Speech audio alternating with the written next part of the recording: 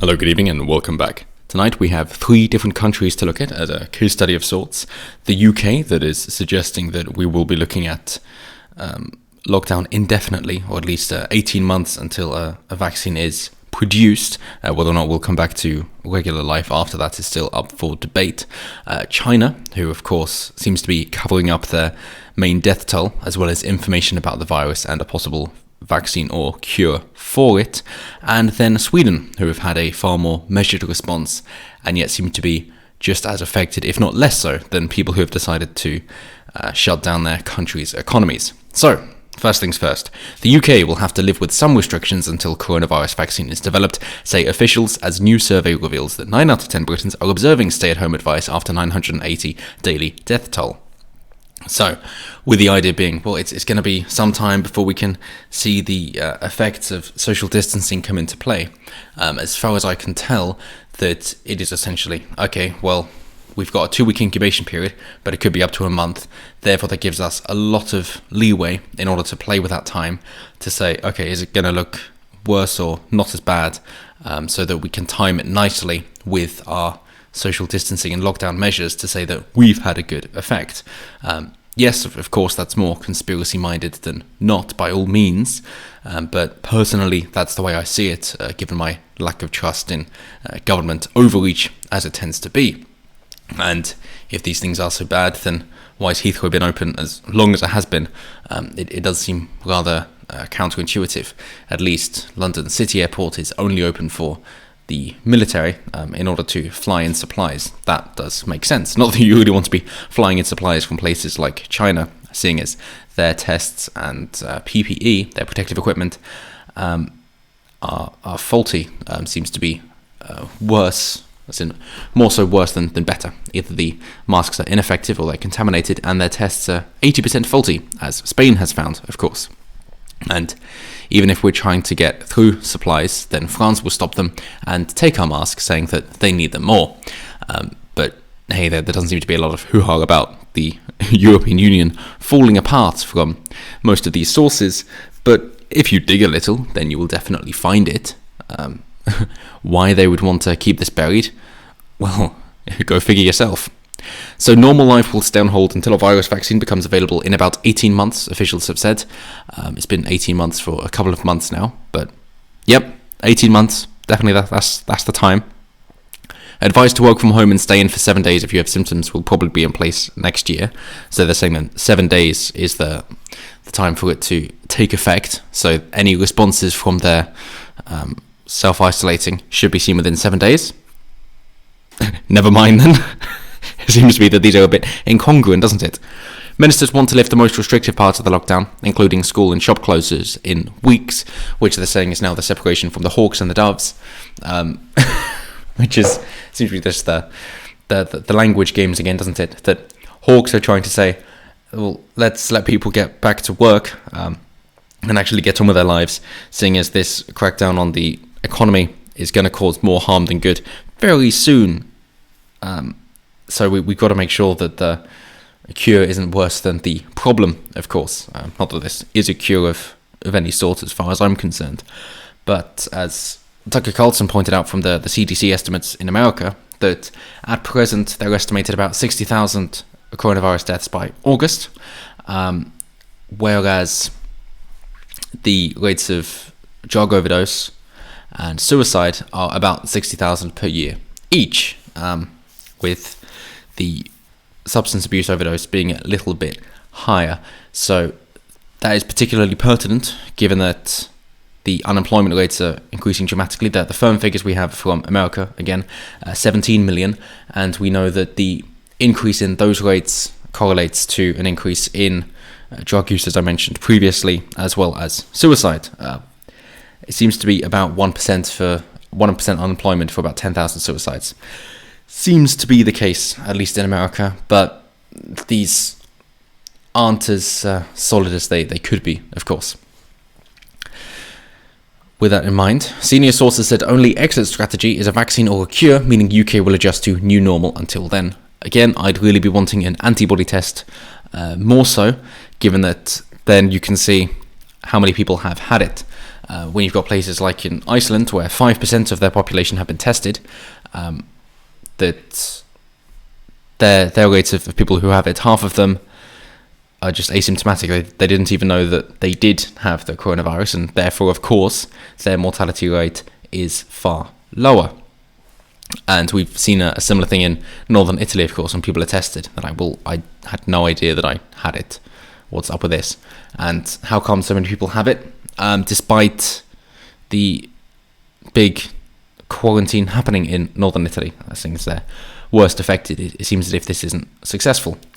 Then, of course, it comes to, well, people should protect themselves with gloves and wash their hands often. So, okay, except that now people are finally acknowledging that it is airborne and will go from face to face and get into your eyes as well. It isn't just on a surface and then you come a few minutes later, touch it and touch your face, but also the range of which it can spread.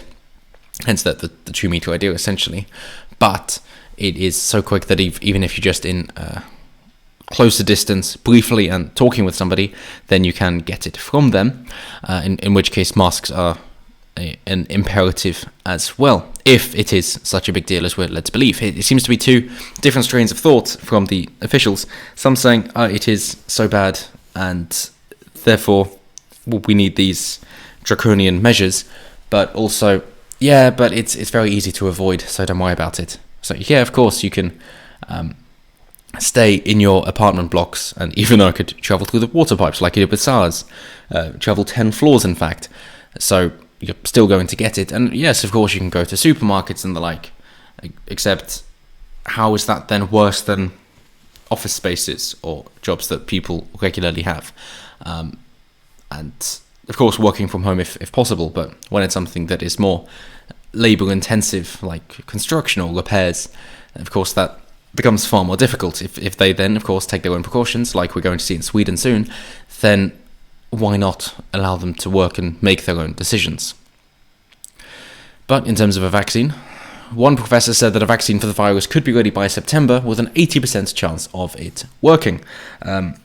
We have seen, though, that an Ebola treatment seems to have a pretty favourable rating, as well as hydroxychloroquine. It was a fun thing to try and say. Also, which as a malaria treatment, seems to have about a 50% success rate. So, if it is really so bad, why aren't we pushing that more then? Almost as if it isn't so bad. What are the side effects of that? They seem to be pretty few and far between. I mean, compared to other things like like statins, which is very popular for lowering cholesterol, which you're more likely to get a side effect than actually helping you, then, and that's pushed a lot, of course. Then yes, of course, it seems like hydroxychloroquine would be something worthwhile to try and implement, especially if it's certain death or 50% chance. So I'll take that 50-50 bet then. Cheers. Unless you're saying coronavirus isn't so bad, in which case, why are we doing this again? So China, of course, worst affected as always. They don't want information coming out. As we know, they hate freedom of speech and people talking about things. So where they say they've muzzled their bat woman, the Beijing authorities hushed up the findings of a scientist who unlocked the genetic makeup of the coronavirus within days of the outbreak, which is vital for tests and vaccines. This is a lady who has been studying it for about 17 years, since the SARS emergence in 2002, and that is what made the P4, the level 4 security research development in Wuhan, in Hubei, and where they then tested. Of course, the horseshoe bats that they're talking about should be from further southern China in more tropical areas, about 1,000 miles away. So how it ended up just outside their lab is odd. She said, it's fine because we've tested the sequencing of the viruses that we have, and they're different from the ones that the people have in Wuhan, so it's not us, definitely. So would you like to mention how they got it from those horseshoe bats that they don't have at those wet markets? No? Okay, I didn't think so.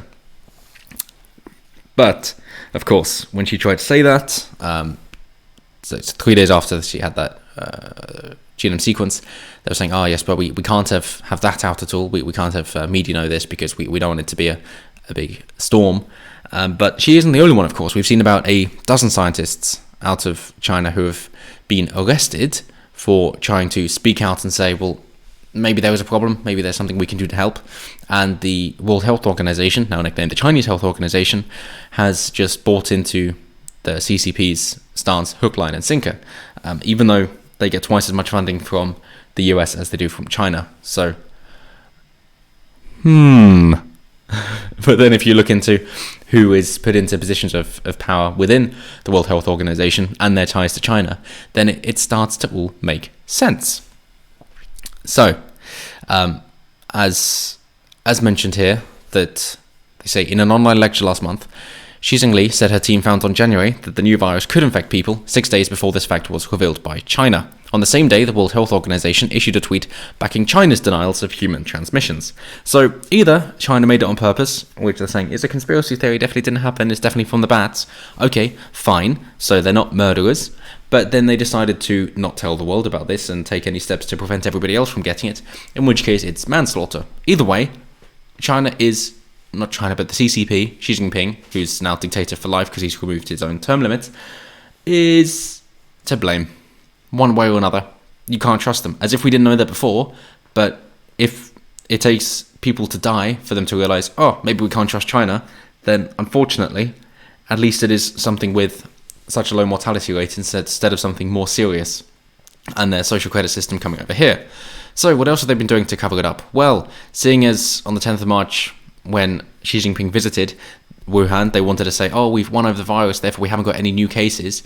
Well, unfortunately, we found that from so-called credible sources that we've had crematoriums keeping their furnaces running for 24 hours a day, and of course so many urns being produced and delivered in order to keep up with the increased death rate. It does seem a little bit odd then that the death rate has been increased, and why that would be the case. If it just happens to be some other connection, so be it, but then why they're trying to cover up why the urn's there.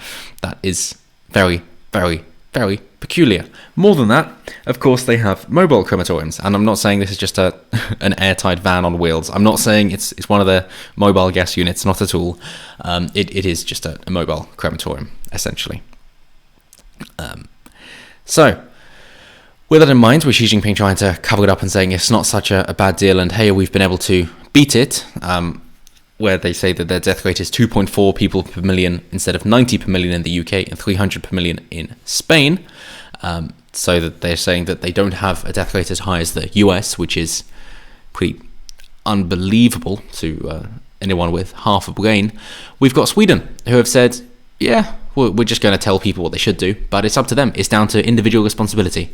And they've recorded just 17 new deaths from coronavirus, its lowest daily rise in a fortnight, as new infections plummet to only 466 cases. And when people are saying deaths from coronavirus, different countries use different measures, of course.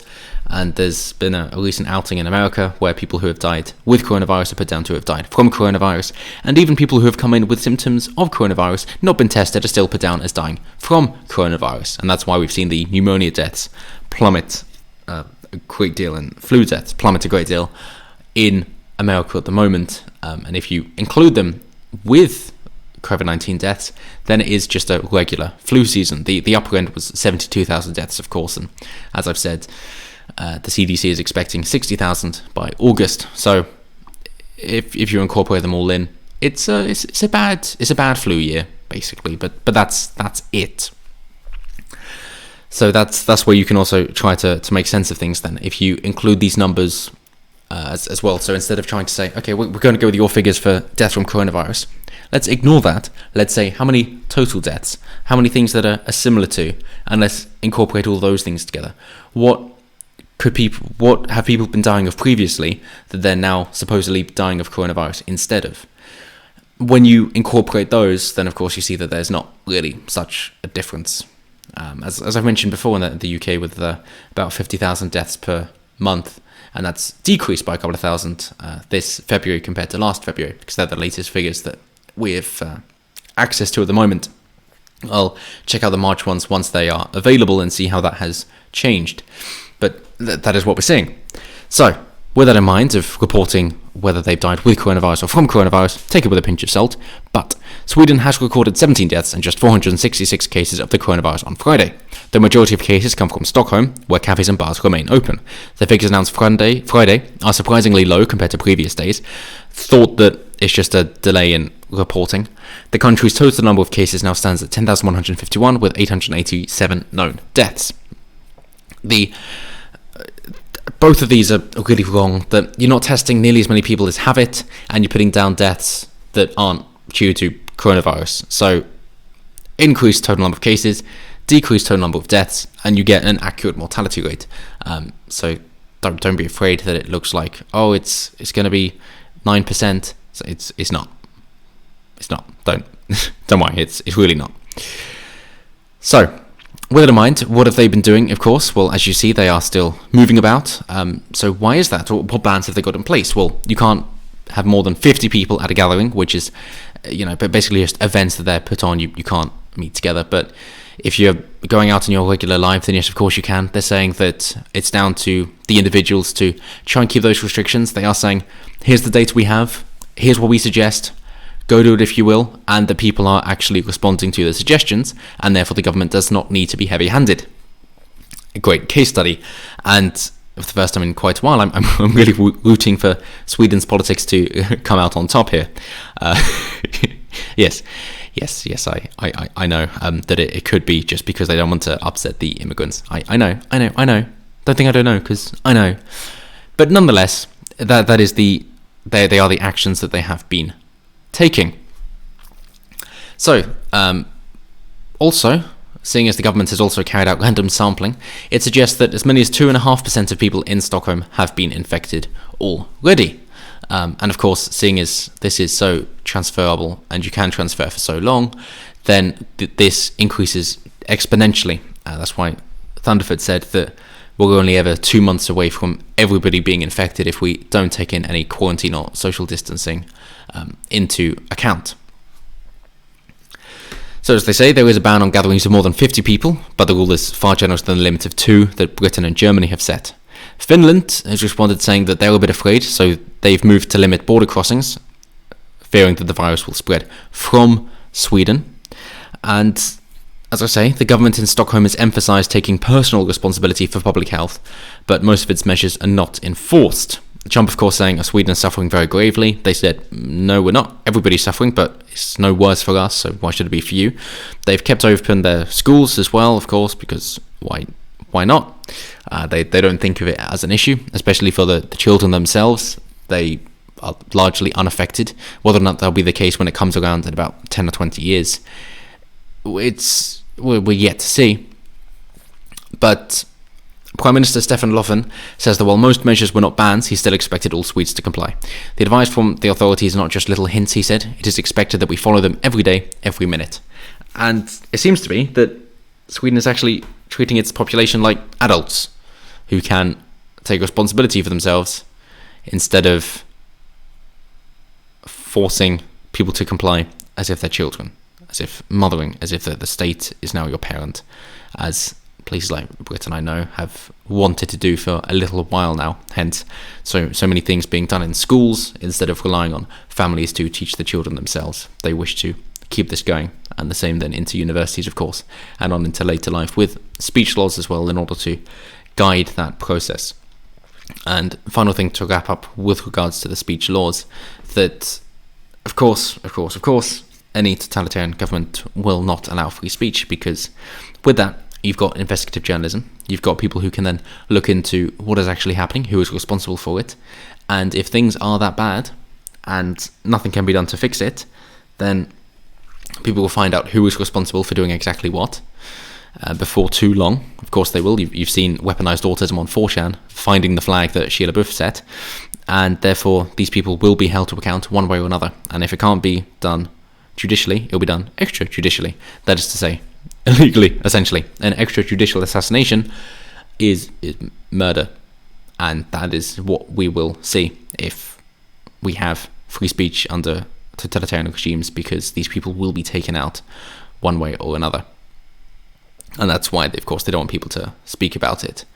And perhaps The same goes here, that when the government is trying to put in more control, of course, as in over people, and telling people what they can and can't do, then of course they have to include the speech, otherwise the people responsible for that will be found out, and if they can't be reasoned with or removed peacefully, then somebody, somewhere, of course, will decide to take a more hardlined approach. But hey, that's why we've got to protect our civil liberties. So until next time, have a good one.